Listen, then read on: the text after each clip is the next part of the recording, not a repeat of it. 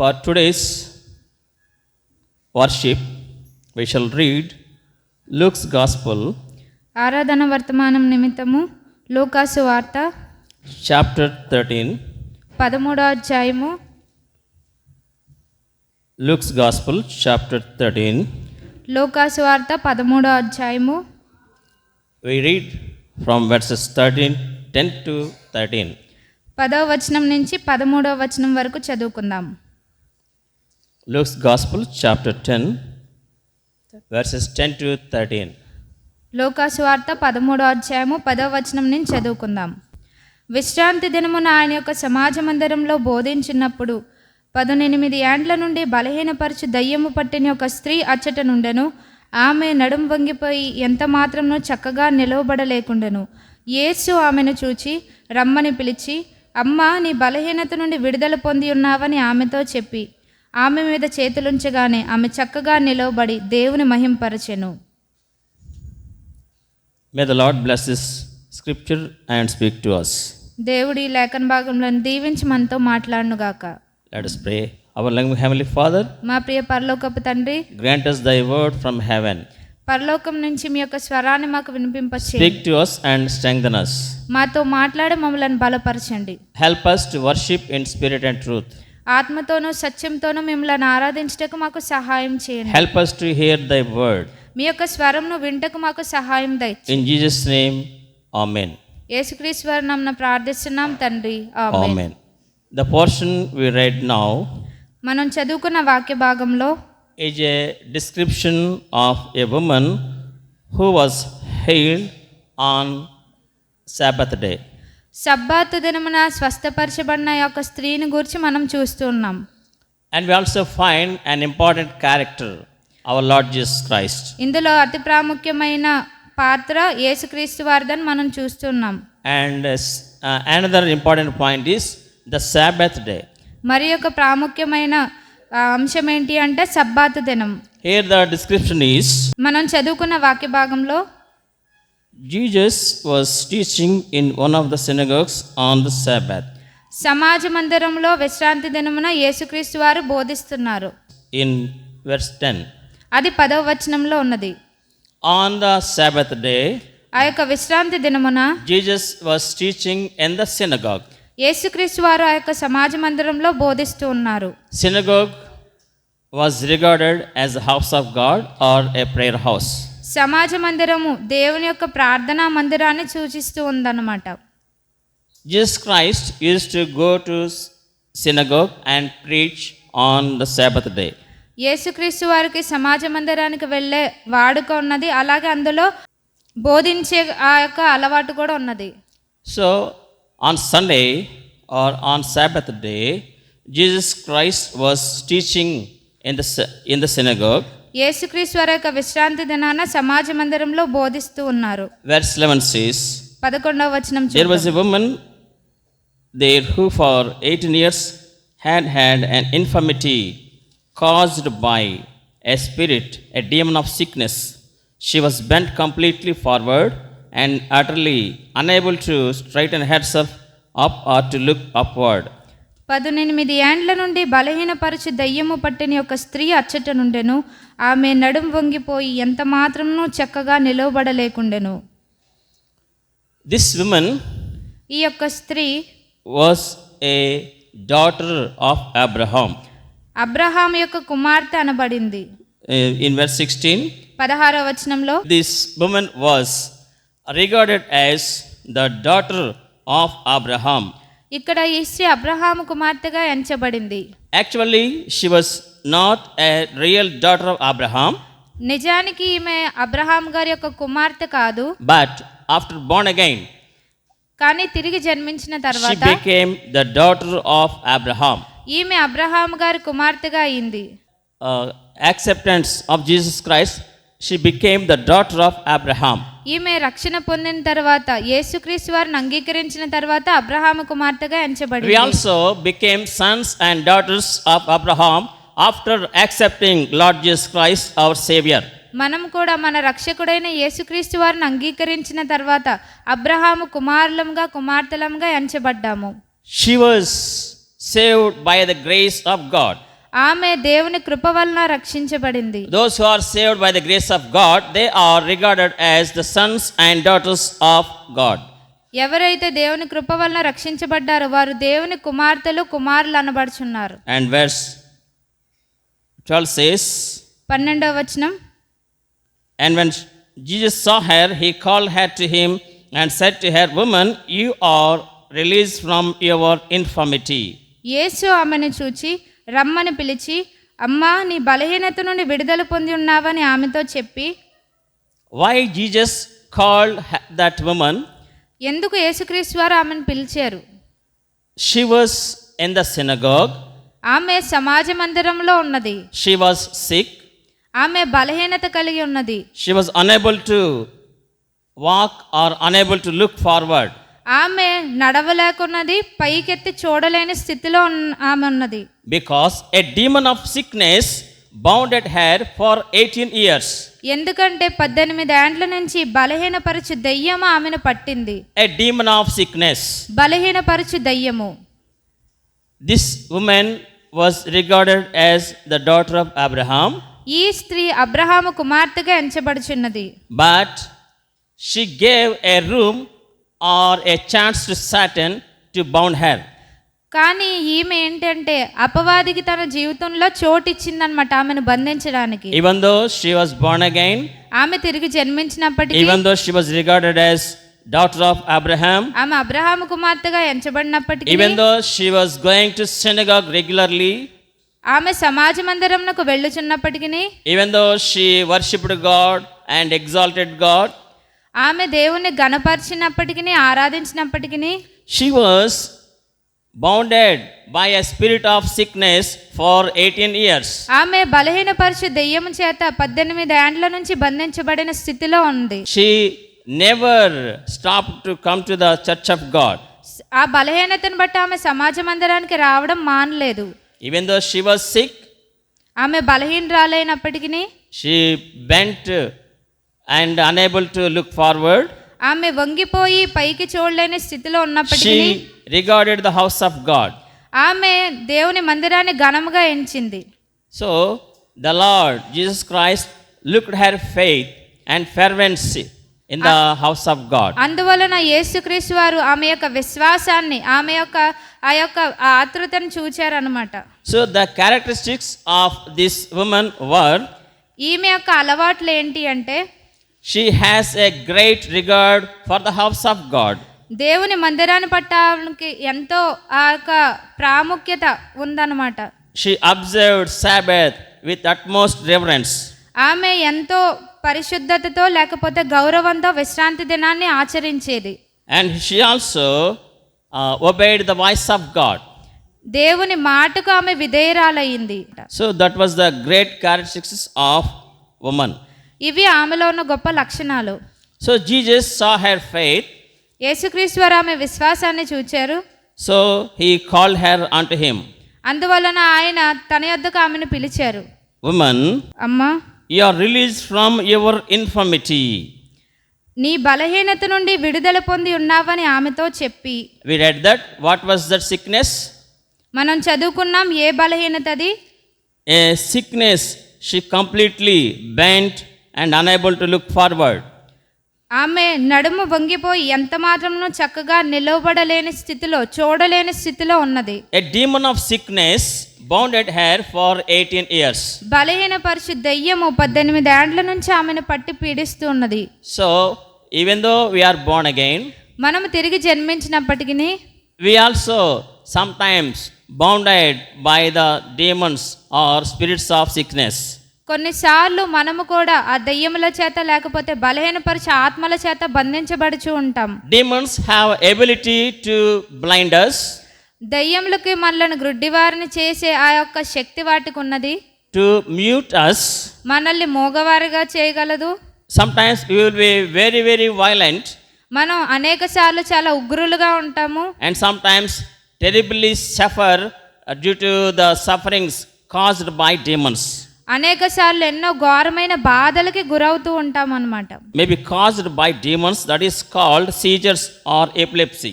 మనకి అనేక సార్లు వచ్చే బలహీనతల్లో మూర్ఛ వ్యాధి కానీ లేకపోతే ఆ యొక్క పక్షవాతం అనేవి కానీ బలహీనపరచు దెయ్యముల వల్ల వస్తూ ఉంటాయి అన్నమాట. Even though we are born again and come to the church of God regularly, sometimes we may be bounded by Satan. మనం తిరిగి జన్మించినప్పటికీ మందిరానికి రెగ్యులర్గా ప్రతిదినము వస్తున్నప్పటికీ అనేక సార్లు ఈ యొక్క దెయ్యముల చేత బంధించబడుచు ఉంటాం. So that was the situation of that woman. ఈ స్త్రీ యొక్క పరిస్థితి ఇది. Jesus saw her faith and her sickness, యేసుక్రీస్తు వారు ఆమె యొక్క విశ్వాసాన్ని చూచారు. and Jesus called her unto him. యేసుక్రీస్తు వారు ఆమెను పిలిచి Verse 13 says, 13వ వచనంలో, then he laid hands on her, and instantly she was made straight, recognized and thanked and praised God. ఆమె మీద చేతులుంచగానే ఆమె చక్కగా నిలవబడి దేవుని మహింపరచెను. Jesus laid his hands on her. యేసుక్రీస్తు వారు తన యొక్క చేతులను ఆమె మీద వేశారు. Jesus was very much have sympathy on her. యేసుక్రీస్తు వారు ఆమె మీద ఎంతో కనికరం ఉంచారు. He showed grace on her. ఆమె మీద కృప చూపించారు. So he laid hands on her and she completely healed instantly. అందువల్ల ఆమె మీద చేతులుంచి ఆమెను స్వస్థపరచగానే ఆమె స్వస్థపరచబడింది. So what we learned from this portion of description is, మనం ఈ లేఖన భాగంలో నుంచి నేర్చుకున్నది ఏంటి అంటే, once we were also bounded by Satan for many years. మనము కూడా ఒకానొక సమయములో సాతాను చేత బంధించబడిన స్థితిలో మనం ఉన్నాం. We bent completely and unable to look forward. మనము కూడా ఈ నడుము వంగిపోయిన స్త్రీ వలె వంగిపోయిన స్థితిలో ఉండి ఎంత మాత్రమును ముందుకు చూడలేని స్థితిలో మనం ఉన్నాం. The waist in the scriptures figurative of righteousness, faithfulness and truthfulness. ఆ నడుము అన్న దేన్ని చూపిస్తూ ఉందంటే నీతిని, Faithfulness విశ్వాసంను and truth. సత్యంను చూపిస్తూ ఉన్నది. If we are faithful, మనం నమ్మకంగా ఉంటే, if we are righteous, మనం నీతిగా ఉంటే, if we are truthful, మనం సత్యం అనుసరించి జీవిస్తే we stand upward. మనం కూడా అలాగ చక్కగా నిలవబడే స్థితిలో మనం ఉంటాం. If we lose any of these three, ఈ మూడిట్లో మనం ఏది కోల్పోయినా, like this woman, we will also be bent utterly. ఈ స్త్రీ వలె మనం కూడా వంగిపోయిన స్థితిలోనే ఉంటాం. Jesus showed his grace on us యేసుక్రీస్తు వారు మన ఎడల తన కృపను కనుపరిచి and touched us, మనల్ని తాకి and he healed us. మనల్ని స్వస్థపరిచారు. This woman was a great example of the healing on Sabbath day. ఈ యొక్క విశ్రాంతి దినమున స్వస్థపరచబడిందనడానికి ఈ స్త్రీయే గొప్ప ఉదాహరణ. We also be healed on Sabbath day if we come to the church of God. ఈ స్త్రీ వలె మనము కూడా ఆ యొక్క విశ్రాంతి దినాన్ని ఘనముగా ఆచరించి సమాజ మందిరానికి వచ్చినప్పుడు మనం కూడా స్వస్థపరచబడతాం. We will be granted deliverance through Jesus Christ. యేసుక్రీస్తు వారు ఇచ్చే విడుదలను పొందుకుంటాం. In those days, women were restricted in many areas of life. ఆ దినాల్లో స్త్రీలకు అనేకమైన కట్టుబాట్లు ఉండేవన్నమాట. They regarded the women in the synagogues like Gentiles. ఆ యొక్క సమాజ మందిరంలో ఉన్న స్త్రీలను అన్య జనుల వలె వారు They చూచేవారు. regarded the women in those days like dogs, కుక్కల వలె చూచేవారు. and they hated the women in the synagogues. సమాజ మందిరంలోనికి వచ్చే స్త్రీలను వారు ద్వేషించేవారు. That was their custom in those days. ఆ దినాల్లో ఉన్న ఆచారం అది. So, but Jesus dismantled all those customs of Jews. ఆ యొక్క యూదుల యొక్క కట్టుబాట్ల ఆచారాలన్నిటినీ యేసుక్రీస్తు వారు త్రోసివేశారనమాట. So, in our lives also, Jesus dismantled all our customs. మన జీవితంలో కూడా ఉన్నటువంటి అనేక కట్టుబాట్ల నుంచి యేసుక్రీస్తు వారు మనల్ని విడిపించారు. The Sabbath day is a figurative of deliverance. ఈ యొక్క విశ్రాంతి దినము దేన్ని చూపిస్తూ సాదృశ్యంగా ఉన్నదంటే విడుదలకు సాదృశ్యంగా ఉన్నది.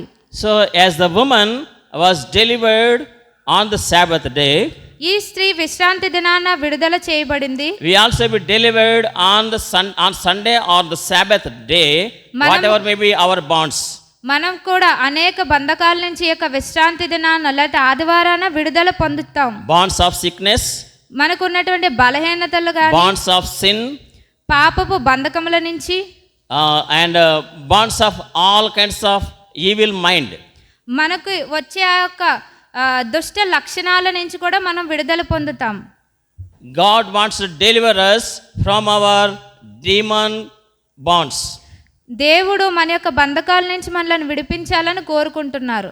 Even though we are believers or prayer warriors, మనము విశ్వాసులమైనప్పటికీ ప్రార్థనా యోధులమైనప్పటికీ in some areas Satan bounds us and drags us into his area. కొన్ని విషయాల్లో అపవాదికి చోటిస్తూ అపవాది చేత బంధించబడి ఉంటాం. So God wants us to deliver us from all kinds of demonic bonds. దేవుడు అపవాది యొక్క ప్రతి బంధకాల నుంచి కూడా మనల్ని విడిపించాలనుకుంటున్నారు. This woman has an infirmity of bending utterly downward. ఈ స్త్రీకి ఉన్న యొక్క బలహీనత ఏంటి అంటే నడుం వంగిపోయిన స్థితిలో ఆమె ఉన్నది. Unable to straighten herself. ఆమంతటా ఆమె చక్కగా నిలవబడలేని స్థితిలో ఉన్నది. But she regarded house of God. దేవుని యొక్క మందిరాన్ని ఆమె ఎంతో ఘనముగా ఎంచింది. She never stopped to going to the house of God, even though she was sick for 18 years. ఆమె 18 ఏండ్ల నుంచి బలహీనపరచు దెయ్యము చేత బాధపడుచున్నప్పటికీ ఆమె సమాజ మందిరానికి వెళ్ళడం మానలేదు. What about us? మన సంగతి ఏంటి? A little bit of work or little bit of engagement hinder us to going to the house of God. మనకి ఉన్న చిన్న చిన్న పనులు చిన్న చిన్న బలహీనతలే మనల్ని మందిరానికి రావడానికి ఆటంకపరుస్తూ ఉంటాయి. Like this woman, ఈ స్త్రీ వలె if we regard the house of God and regard the Sabbath day, మనము కూడా దేవుని మందిరాన్ని ఘనముగా ఎంచితే we and our children will be delivered from our bonds. మనము మన కుటుంబంలోని వారు కూడా ఈ యొక్క అపవాది యొక్క బంధకాల నుంచి విడుదల పొందుతాం. She recognized her sickness and weakness. ఆమె యొక్క బలహీనతను లేకపోతే బంధకాన్ని గుర్తించింది. When she recognized her weakness, ఆమె తన బలహీనతను గుర్తెరిగినప్పుడు Jesus called her యేసుక్రీస్తు వారు ఆమెను పిలిచి and healed her.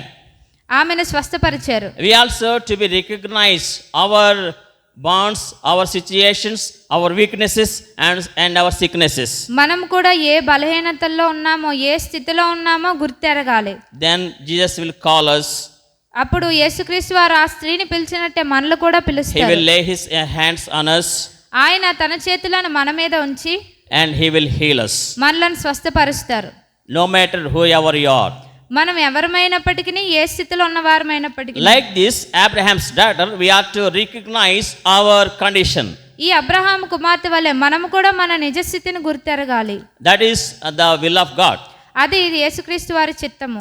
This woman thanked God after her healing ఆమె స్వస్థపరచబడిన తర్వాత దేవుని మహింపరిచింది and praised God. దేవుని స్తుతించింది.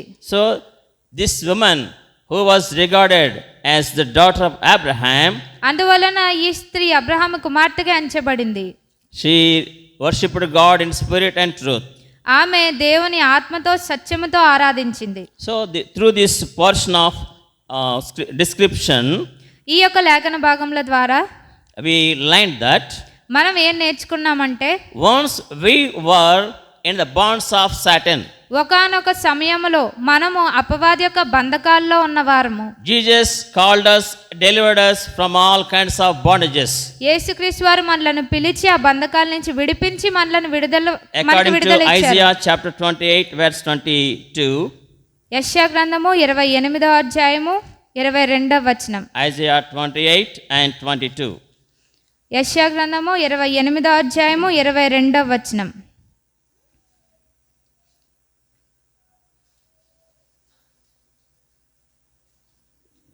Grace will read. మీ బంధకములు మరి బిగింపబడకుండానట్లు పరిహాసకులై ఉండకుడి. భూమి అందంతటా నాశనము ఖండితముగా నియమింపబడెను. ప్రభువును సైన్యములకు అధిపతియు నాకు యెహోవా వలన నేను దాని సమాచారం వింటిని. So now therefore do not be scoffers, lest the bands which bind you be made strong. మీ బంధకములు మరి బిగింపబడకుండానట్లు పరిహాసకులై ఉండకుడి. So sometimes we scoff others. మనము ఇతరులను చూసి అనేక సార్లు పరిహాసం చేస్తూ ఉంటాం. So the scripture says our bonds which bind us be made strong. ఈ ఈ లేఖన భాగంల ద్వారా మనం తెలుసుకునేది ఏంటి అంటే ఇతరులను పరిహసించినప్పుడు మనకున్న బంధకాలు బిగింపబడతాయని. Zechariah 9:12 says, జకర్యా గ్రంథము 9వ అధ్యాయము verse 12, 12వ వచనం.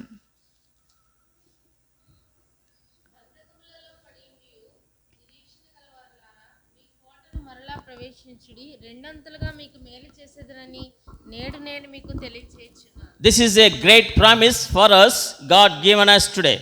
యేసుక్రీస్తు వారు ఈ దినం మనకిచ్చిన ఇది గొప్ప వాగ్దానం. Return to the stronghold, you prisoners have hope. బంధకములో పడియుండి నిరీక్షణ గలవారులారా, Even today do I declare that I will restore double your former prosperity to you. మీ కోటను మరలా ప్రవేశించుడి, రెండంతలుగా మీకు మేలు చేసేదని నేడు నేను మీకు తెలియజేయుచున్నాను. Scripture says, ఈ యొక్క లేఖన భాగం మనకు even though we are in నేర్పిస్తున్నది bonds, ఏంటంటే, even though we are in bonds, మనం బంధకాల్లో ఉన్నప్పటికీ we have hope.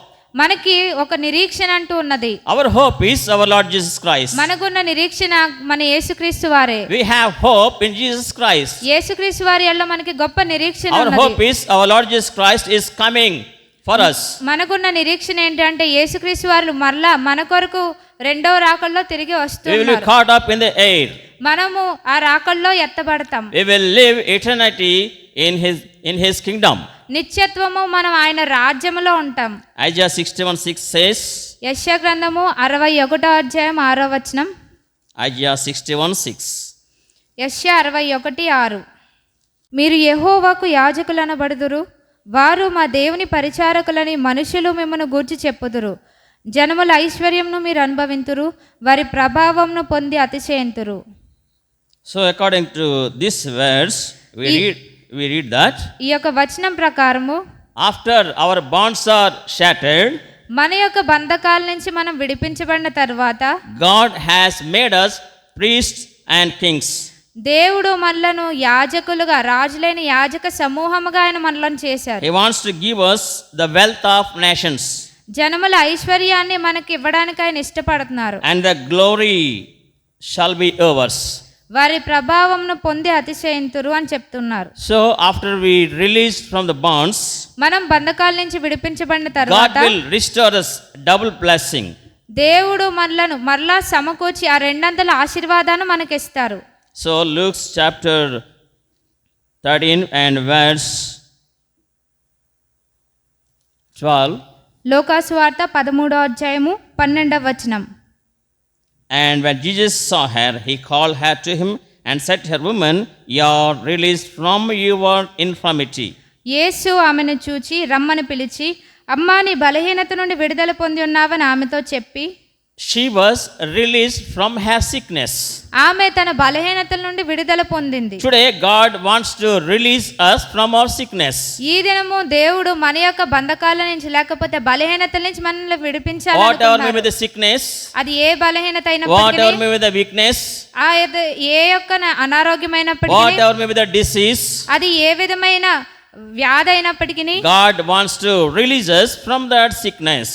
దేవుడు ఆ బంధకాల నుంచి మనల్ని Like this విడిపించాలనుకుంటున్నారు. woman, ఈ స్త్రీ వలె if we regard the house of God, మనము దేవుని మందిరాన్ని ఘనముగా if we ఎంచినప్పుడు, honor the Sabbath day, మనము విశ్రాంతి దినాన్ని ఘనముగా if we ఎంచినప్పుడు, worship God in spirit and truth, మనం దేవుని యథార్థంగా ఆత్మతో if సత్యంతో we obey the voice ఆరాధించినప్పుడు, of God, దేవుని యొక్క మాటకు మన విధేయులమైనప్పుడు we will be healed, మనం స్వస్థపరచబడతాం, we will be released, మనం విడుదల పొందుతాం. our bonds will be loosened. మనకున్నటువంటి బంధకాల నుంచి మనము విడుదల చేయబడతాం. That is the will of God. అది దేవుని Like చిత్తమైనది. this woman, ఈ స్త్రీ వలె we ought to recognize ourselves. మనం కూడా మన స్థితి ఏంటో మనం గుర్తెరగాలి. We ought to thank God in our situation.